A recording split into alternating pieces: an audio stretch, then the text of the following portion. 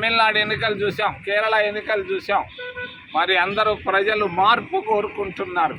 మరి 60 ఏళ్ళు 70 ఏళ్ళుగా ఉన్నటువంటి ద్రవిడియన్ పార్టీస్ను, రీజనల్ పార్టీస్ను కాదని ఒక వ్యక్తికి కట్టబెట్టారు. రేపు ఆయన ప్రమాణ స్వీకారం చేయబోతున్నాడు. అదే విధమైనటువంటి మార్పు ఆంధ్రప్రదేశ్ రాష్ట్రంలో వచ్చేదానికి సంకేతాలు బాగా కనపడుతున్నాయి.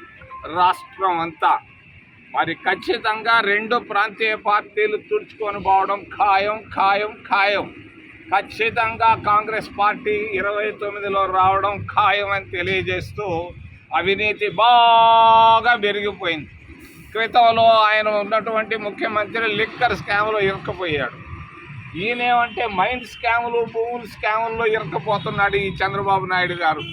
మరి చంద్రబాబు నాయుడు గారు చేసే కానీ, జగన్మోహన్ రెడ్డి గారు చేసేవి కానీ ఎవరికి ఇష్టపడటం లేదు. దయచేసి ఆలోచించండి.